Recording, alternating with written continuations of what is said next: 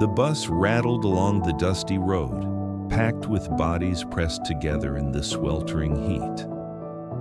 It was 1943, Johannesburg. The young man stood near the back, holding onto the overhead rail as the vehicle lurched forward. His name was Nelson, 25 years old, a law student. He wore a simple suit, slightly worn at the elbows but pressed. He carried himself with a quiet dignity that seemed at odds with his surroundings. Near the front of the bus, in the section marked Europeans Only, several seats sat empty.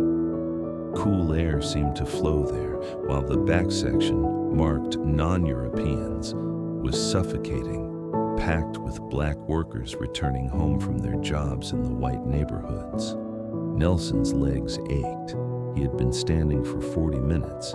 His books felt heavy under his arm. But this was normal. This was how things were. This was the law. A white conductor walked down the aisle, checking tickets. When he reached Nelson, he looked him up and down. "Ticket," he said, not a question, more of a command. Nelson handed it over. The conductor examined it, then looked at Nelson's suit, his books. "You think you're smart, don't you?" he said. Nelson said nothing. "I asked you a question," the conductor said, louder now.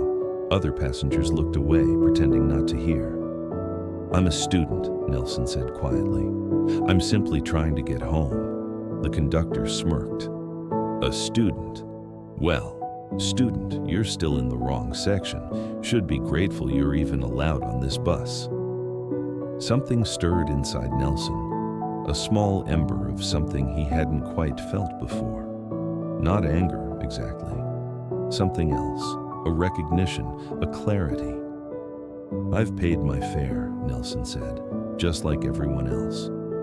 "You've paid your fare for the back section," the conductor said. "That's where you belong. That's the law." Nelson looked at the empty seats in the front, then at the packed bodies around him. Children, elderly women standing, a pregnant woman swaying with the movement of the bus, holding her belly.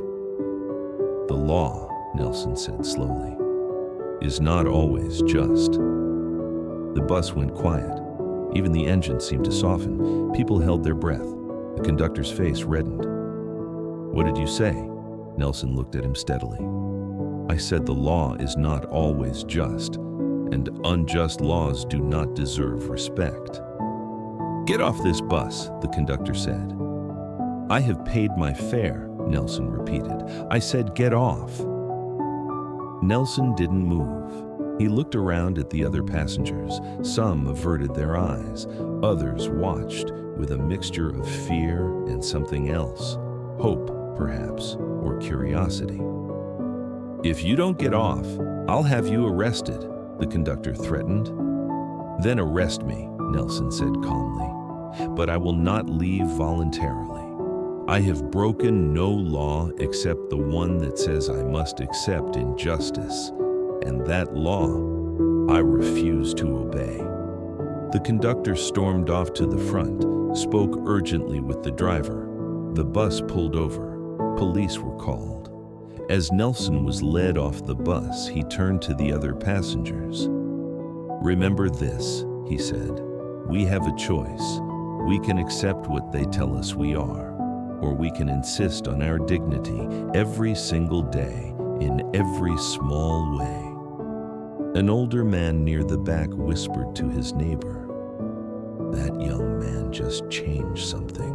I don't know what, but something changed."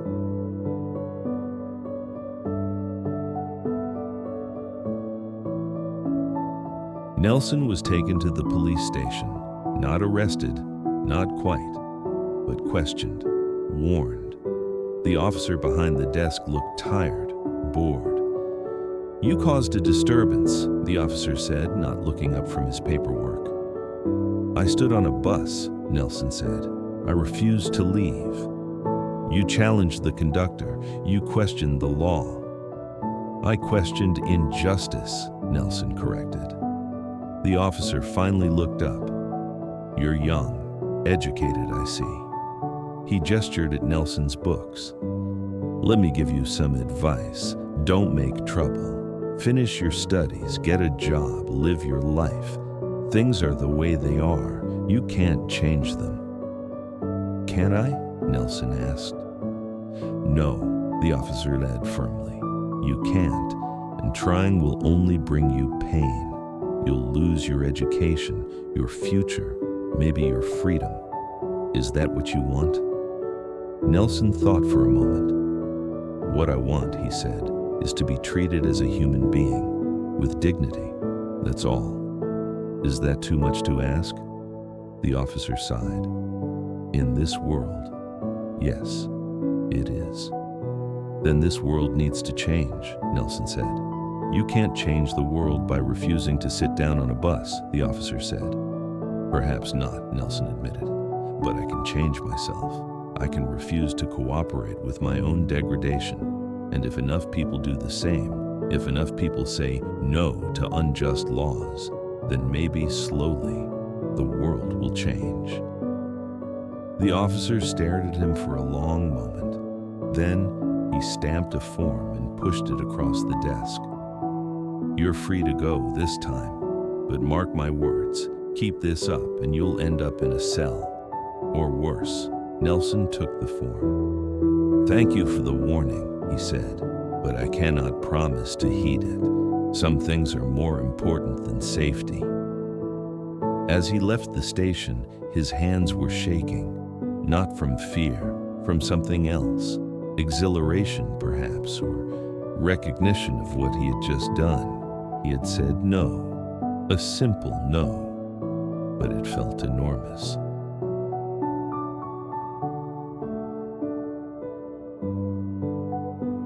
Word of the incident spread. At the university, his classmates had heard. Some avoided him, others whispered behind his back. He's going to get himself killed, one said. He's making trouble for all of us, another muttered. But a few approached him privately. A young woman named Sarah came to him after class. What you did, she said quietly. It was brave. It was necessary, Nelson corrected. But dangerous, she said. They'll be watching you now. You should be careful. I'll be careful, Nelson said, but I won't be silent. Why, she asked. Why risk everything? Nelson looked out the window at the street below. Black workers walking with their heads down, white families strolling casually. Two worlds occupying the same space but never touching. Because, he said, if we don't resist even in small ways, we accept the lie that we are less than human, that we deserve this treatment, and I refuse to accept that lie, even if I stand alone. You won't stand alone, Sarah said quietly, not if others see that standing is possible. That evening, Nelson returned to his small room. He sat at his desk and wrote in his journal. Today, I learned something. I learned that saying no is harder than I imagined, but I also learned that it's possible. And that possibility, that single word, that simple refusal, contains more power than I ever knew. Tomorrow, I will say no again, and the day after. Not because I think it will change everything immediately, but because every no to injustice is a yes to humanity. My humanity. Our humanity.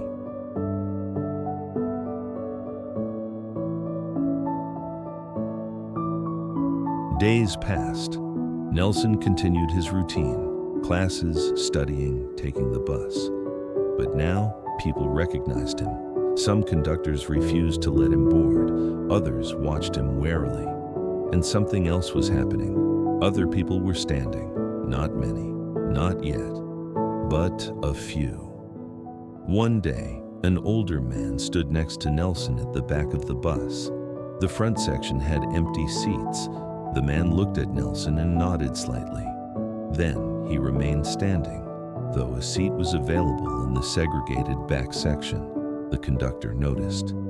"There's a seat there," he said, pointing. "I prefer to stand," the older man said. The conductor frowned but said nothing. What could he do? The man wasn't breaking any rule. He was just standing. The next day, 2 women did the same. Then 3 young men. They didn't say anything. They didn't make speeches. They just stood, silently, dignified. The conductors grew nervous. What was happening? This wasn't a protest, not officially, but it felt like something, like a shift. One conductor pulled Nelson aside. "You're causing problems," he said. "People are getting ideas." "People always had ideas," Nelson said. "They're just expressing them now." By standing. By refusing to cooperate with their own humiliation, Nelson said.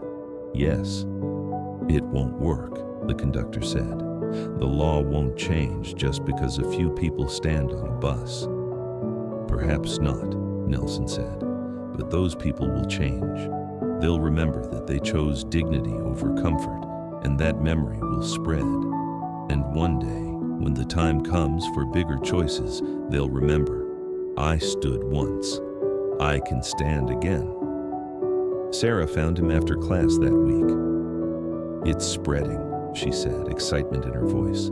"I saw it on 3 different buses, people standing, just standing." "It's a small thing," Nelson said. "No," Sarah said, "it's everything. Because it's not about the standing, it's about the choosing. People are choosing themselves, choosing dignity. You showed them it was possible."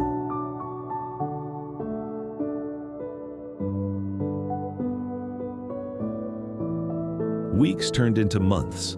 The standing spread, not everywhere, not dramatically, but steadily. Workers, students, mothers, old men. They stood on buses, in lines, in places where they were told to sit, to wait, to know their place. And something else happened. People started talking, at first in whispers, then more openly.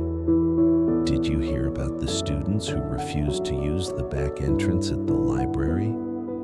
Did you see the women who sat at the whites-only park bench? Did you know about the workers who demanded to be called by their names, not boy or girl?" Small acts, tiny resistances, but cumulative, building. The authorities noticed there were crackdowns, arrests, warnings. But the acts continued, because once people had tasted dignity, even in such small doses, they couldn't go back. Nelson's professor called him into his office. "Mr. Mandela," he said, "I've heard about your activities." "I take the bus," Nelson said. "I stand. I'm not breaking any laws." "You're breaking the spirit of the law," the professor said. "You're causing unrest." "I'm causing recognition," Nelson corrected. "Recognition that laws can be unjust, that we don't have to accept injustice simply because it's legal." The professor sighed. "You're going to be a lawyer. You should respect the law." "I respect justice," Nelson said. "The law and justice are not always the same thing, and when they diverge, I choose justice." "That kind of thinking will get you disbarred before you're even admitted," the professor warned. "Perhaps," Nelson said, "but it will also help me sleep at night, because I'll know that I stood for something, that I didn't cooperate with my own oppression." That night, a group of students gathered in Nelson's room. Word had spread. They wanted to talk, to plan, to organize. "What do we do next?" one asked. "We continue," Nelson said. "We stand, we refuse. We insist on our dignity in every way, every day, and we document it. We tell these stories so that others know this is possible." Resistance is possible. Change is possible. But when? Another student asked. When will things actually change? I don't know, Nelson admitted.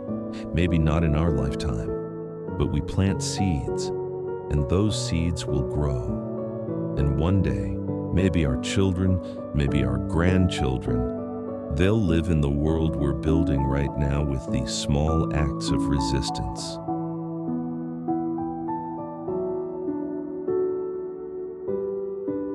Years later, when Nelson Mandela was a leader of the resistance movement, a young activist asked him, "When did you become a freedom fighter?"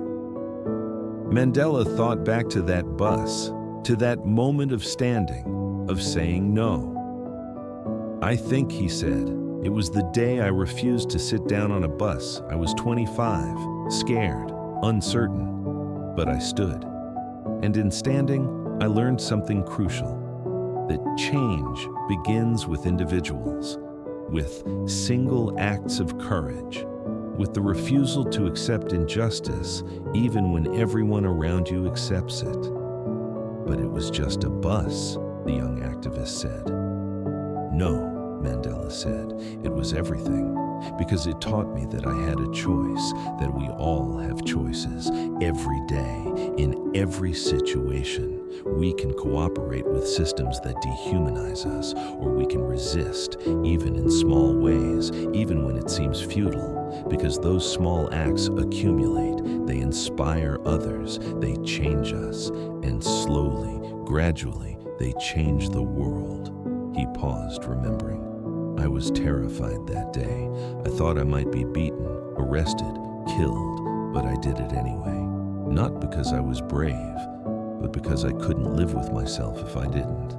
And that single act, that one moment of standing when I was told to sit, that shaped everything that came after.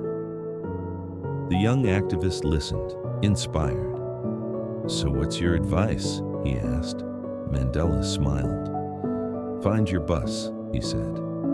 "Find that moment where you can say no to injustice. It doesn't have to be dramatic. It doesn't have to change the world overnight, but it has to be real. It has to be yours. And when you find it, stand. Stand even if your legs shake. Stand even if you stand alone, because that's how movements begin, not with grand gestures, but with individuals who decide, today I will not cooperate with my own oppression. Today I stand."